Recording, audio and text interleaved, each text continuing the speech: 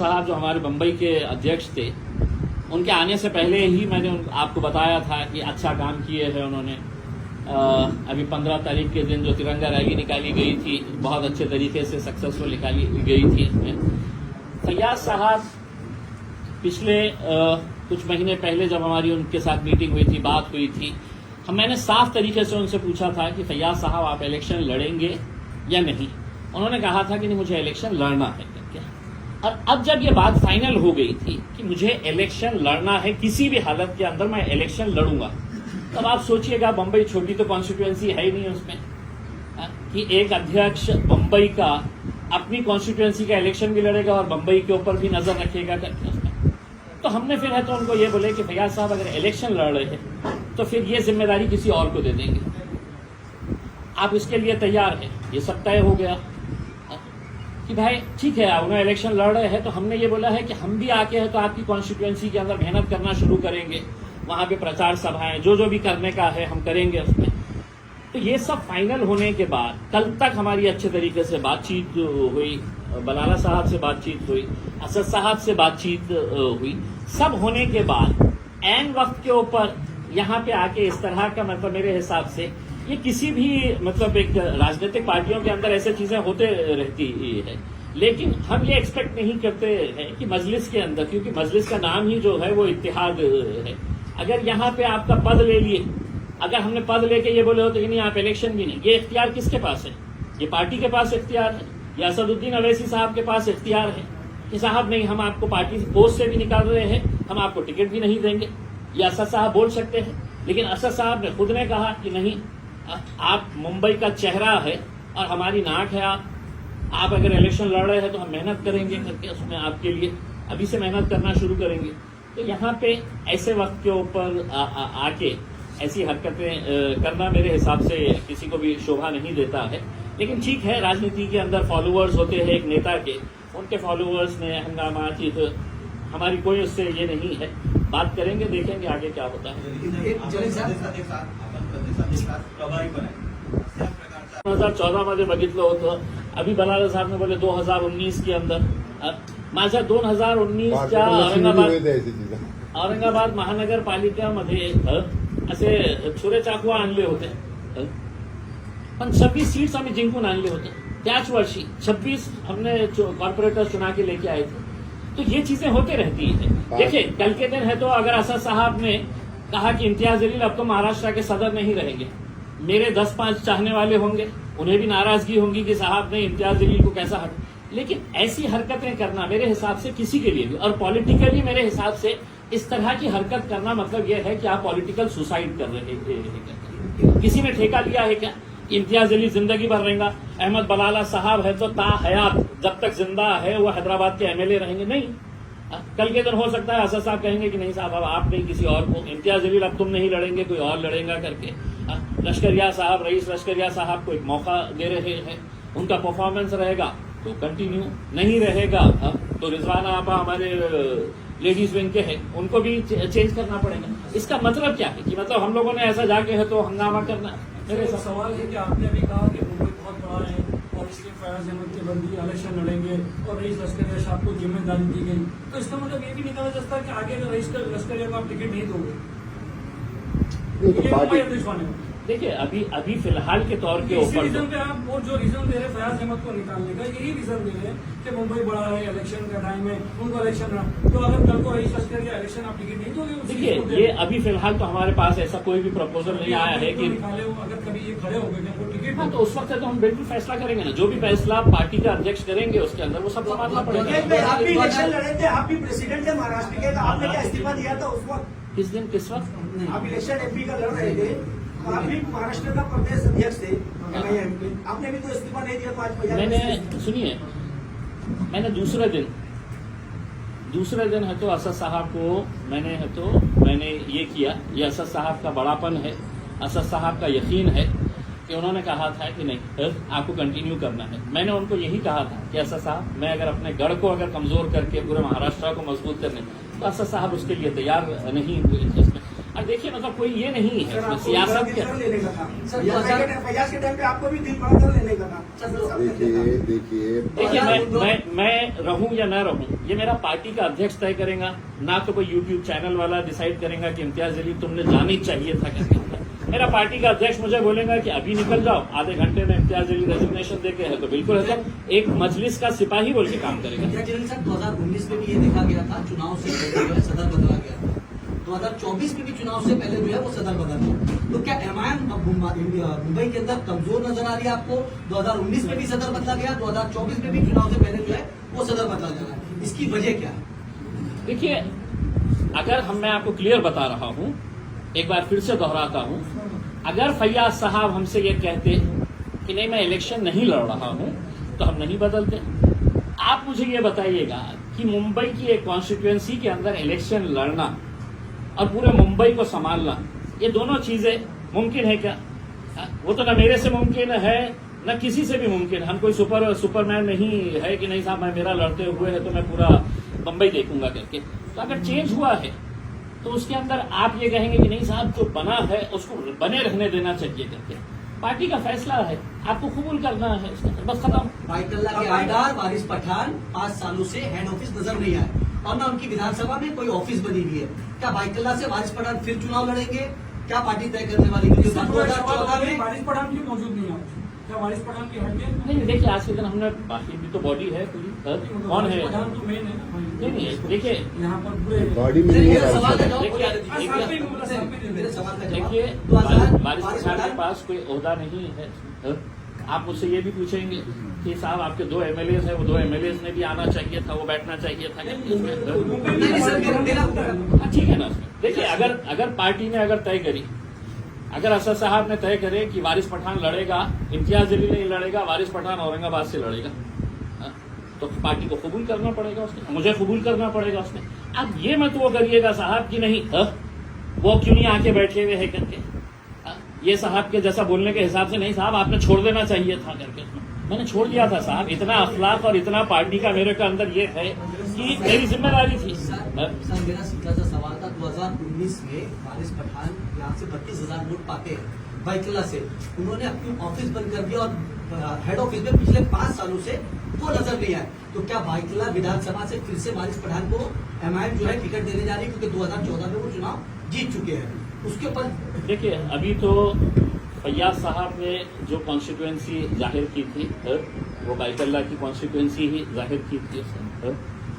अब मैंने आपको साफ शब्दों में जब बता दिया था कि फैयाज साहब के लिए हम मेहनत करेंगे करके वहां पर, तो फिर स्वाभाविक है कि जब हम एक आदमी को उनके ओहदे से हटा के वहां पे अगर लेके जाने के बाद सोच रहे हैं तो दूसरे का किसी का सवाल ही नहीं पैदा होता।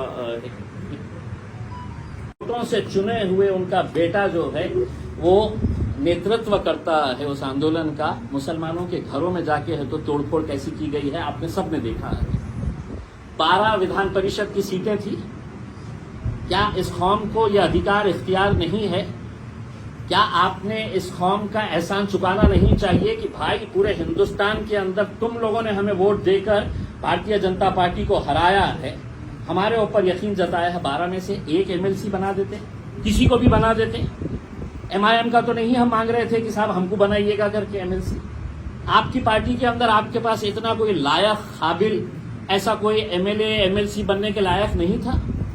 लोकसभा के इलेक्शन के अंदर वोट आपको चाहिए, इकलौता एक मुस्लिम एमपी पूरे महाराष्ट्र के अंदर ही नहीं 8 राज्य थे, 8 जहां पर एक भी मुस्लिम एमपी नहीं है। अकेला इम्तियाज जलील इन 8 राज्यों के अंदर, उसको हराने के लिए आप पूरी ताकत लगा देते हैं, हमारे वोट लेकर चले जाते हैं। ये कहां का इंसाफ है? पार्लियामेंट के अंदर जब वक्फ का बिल आता है, 9 आपके एमपी पार्लियामेंट के अंदर मौजूद रहते हैं, लेकिन जब बिल आता है, बिल के ऊपर चर्चा होने की बात होती है तो आप निकल जाते हैं बाहर। ये आप एहसान चुका रहे हैं। और मेरी इन पार्टियों से शिकायत नहीं है, उन मुसलमानों से शिकायत है जिन्होंने ये कहकर इम्तियाज जलील को हराया कि नहीं साहब बीजेपी को हराना है तो इम्तियाज जलील को वोट नहीं देना, शिवसेना को डालना पड़ेगा करके। तीसरे नंबर पर आई शिवसेना। 2 सवाल सर, जैसे आपने कहा वक्त वोट को लेके, वक्त की लेके, तो फोटो ठाकरे ने कहीं ना कहीं क्लियर किया कि वक्त की जो जमीन है, देखिए सुनिए सुनिए या सुनिए हिंदुओं की जो जमीन है, सुनिए, उसको कब्जा मैं करना है। पार्लियामेंट जाके आ चुका हूं। मैं पार्लियामेंट के अंदर जो शब्द बोले जाते हैं, एक एक लफ्ज को रिकॉर्ड किया जाता है। आप जिस जगह के ऊपर हमने आपको भेजे तो वहां पे आप मुंह पे उंगली रख के तो निकल गए। आपको पार्लियामेंट भेजा क्यों गया था? आपको पार्लियामेंट इसलिए भेजा गया था कि हमारे मुद्दे जब आएंगे तो तुम हमारी आवाज बनकर वहां पर खड़े रहेंगे करके। तुम कहेंगे कि नहीं साहब, उद्धव ठाकरे तो साहब देखिए ना, जलसे में बोला, बहुत बड़े जलसे के अंदर बोला। पार्लियामेंट के अंदर रिकॉर्ड होता है ये सब चीज। पार्लियामेंट के अंदर ये रिकॉर्ड होना चाहिए था कि शिवसेना उद्धव ठाकरे ने भी इसका विरोध किया है करके। तो क्या लगता है आने वाले वक्त में शिवसेना जो है इस बिल का विरोध करती हुई आपको पार्लियामेंट में नजर मुझे नहीं मालूम है साहब। उनसे ज्यादा जो उनकी पैरवी करने वाले लोग हैं, सेक्युलरिज्म को जिंदा रखना है तो साहब हमको खत्म कर दो, उनको जिंदा रखो। वो लोगों से जाके सवाल पूछिएगा। इम्तियाज जलील आने वाला विधानसभा का चुनाव औरंगाबाद से लड़ रहे हैं। टिकट दे दिए अगर कोई तो लड़ लेंगे। अलायंस कराने के लिए आपको क्या ऑफर है? कितनी सीट? देखिए मैंने साफ तौर के ऊपर ये बताया है कि हमारा इनिशियल जो है वो 30-40 सीटें अभी हम लोग सर्वे कर रहे हैं। अब अगर इसके अंदर 8 दिन 10 दिन के अंदर अगर ये कुछ फैसला करते हैं कि साहब ठीक है, हम MIM को भी साथ में ले लेंगे, अब तो वो बात भी नहीं रही ना कि नहीं साहब हम तो बहुत सेक्युलर है करके। ये दोनों तो सेना के साथ चले गए तो उसी दिन हमको समझ में आ गया। तब इम्तियाज अगर कांग्रेस तेलंगाना के अंदर MIM साथ में है भी, तो यहाँ पे क्या परहेज है? हमने अगर उनके तरफ से अगर कुछ ऑफर आता है, 40 सीट की आपने स्टार्टिंग बात शुरुआत की, ये कहीं ना कहीं ऐसा बहाना माना जाता है कि भाई आपको ज्वाइनिंग नहीं, करना है, नहीं, पहले नहीं। ऐसे मान लो, नहीं, सुनिए, आपको दे नहीं, सुनिए। 40 सीट क्या बेसिस पर बात शुरुआत हुई थी? मैं नहीं, आप political देखिए, area में बात चल हमारी जितनी ताकत है हम उतनी ही बात करेंगे। वरना मुझे 288 सीटें लड़ने से कोई नहीं रोक सकता है। मेरी पार्टी है, मैं 288 सीटें लड़ा तो कौन रोक सकता है मुझे बताइएगा। आप इल्जाम तो वैसे भी देने वाले हैं हमारे ऊपर। हम ये कह रहे हैं कि साहब हम हमारे तौर के ऊपर इतने सीटों के ऊपर हम ये कहेगा कि नहीं साहब अब हम ये 30-40 सीटों के ऊपर, अगर उन 30-40 सीटों के अंदर हमको लगता है कि साहब ये 10 सीटें हैं जिसके ऊपर हमको लड़ने का है, हम मजबूत है करके, आप अगर हमको लेना चाहते हैं तो आप हमको बोलिएगा कि हम चलिए ठीक है, हम बैठते हैं, आपस में बैठते हैं। आप हमको बोलिएगा कि नहीं हम आपको 2 देंगे, 4 देंगे, 5 देंगे, 10 देंगे करके। लेकिन आप बोलेंगे कि नहीं साहब इनका वोट चाहिए मेरे को, लेकिन इम्तियाज जलील मेरे बाजू में आके बैठना नहीं करके, क्योंकि ये कौम का काम तो साहब सिर्फ वोट देने का है। रईस लश्करिया MLA बन ही नहीं सकता है। रईस लश्करिया को मैं वर्किंग कमेटी का मेंबर बना डालूंगा, उसी के अंदर खुश रहना। हमारी ये सोच है साहब कि अब मुसलमानों ने ये फैसला करना है कि MP भी हमारा होना, MLAs भी हमारे होना। बस आपको है तो सिर्फ मुत्तहिद होने की जरूरत है। मुत्तहिद होइए और आप देखिएगा कि अगर पूरे के पूरे अगर एक साथ मिलकर आए तो कितने सीटें आप निकाल सकते हैं। भाई अगर आपका इंडिया अलायंस नहीं बनता, महाराष्ट्र में क्या तीसरा फ्रंट जो है वो खड़ा हो सकता है? क्योंकि तीसरे देखिए- फ्रंट की भी जो है लगातार चर्चा। देखिए राजू शेट्टी साहब मेरे पास आए थे, बातचीत हुई है, चर्चा हुई है। बच्चू कडू साहब ने भी बताया है कि ये करेंगे करके। कल औरंगाबाद में और 2 अलग पार्टी के जो जिम्मेदार हैं वो आने वाले हैं मीटिंग करने के लिए। देखिए हम ये चाह रहे हैं कि पहले वो लोग एक साथ मिलकर आ जाए। हमने तो तैयार है। हमें भी ये लगता है कि अब लोगों का यकीन जो एस्टैब्लिश पॉलिटिकल पार्टीज है उनके ऊपर से खत्म होता जा रहा है। तो अगर थर्ड फ्रंट अगर एक बनता है तो यकीनन उसके अंदर हम पूरी तरीके से एक्टिवली उसका एक हिस्सा बनना चाहेंगे। लेकिन ऐसा ना हो कि कोई पॉलिटिकल पार्टी, कई पॉलिटिकल पार्टीज का ऐसा ये रहता है कि साहब वो अपना रेट बढ़ा लेते हैं, मीटिंग करते हैं, अपना रेट बढ़ा लेते हैं और फिर जाके है तो भाजपा की गोद में बैठ जाते हैं। तो हमने उनसे कहा कि पहले आप बैठ जाइए, आपस में साथ कर लीजिएगा, आप ये समझ लीजिएगा कि MIM आपके साथ है। प्रकाश अम्बेडकर के साथ आपकी कुछ चर्चा फिर से शुरू हुई है क्या 2024 के चुनाव में? अभी तक तो कोई ऐसी बातचीत नहीं है। आता लास्ट सर एक इंडिया आघाडीमध्ये समावेशाची विनंती करतात एकंदरीत इंडिया आघाडीचा, पण आज वेगळं चित्र मुंबईमध्ये दिसतंय। काँग्रेसचे आमदार निशांत सिद्दीकी हे राष्ट्रवादीच्या अजितदादांच्या राष्ट्रवादीमध्ये प्रवेश करतील अशी शक्यता आहे। जनसन्मान यादीमध्ये त्यांचा समावेश होत आहे। आता साहेब रात्री कोणासोबत झोपणार आणि सकाळी होईपर्यंत कोणत्या पक्षामध्ये जाणार हे सगळं नेत्यांच्या बाबतीत तसंच झालेलं आहे। आज आपण मंत्रालयात गेलं आणि एखादा आमदाराला भेटलं तर आपल्याला विचारावं लागतं की आता कुणाच्या सोबत आहे का. तर अशी परिस्थिती आहे. कोण कुठे जाणार आणि येणाऱ्या 1-1.5 महिन्यामध्ये तुम्ही बघणार की या पक्षाचे आणि तुम्ही आमदारांच्या बाबतीत बोलतो. काय गॅरंटी आहे की उद्या शरद पवार साहेब नाही जाणार? काय गॅरंटी आहे की अजित पवार साहेब पुन्हा इथे नाही येणार? काय गॅरंटी आहे की समजा एकनाथ शिंदे साहेबांना हे मिळालं नाही मुख्यमंत्री पद, ते पुन्हा उद्धव साहेब सोबत येणार?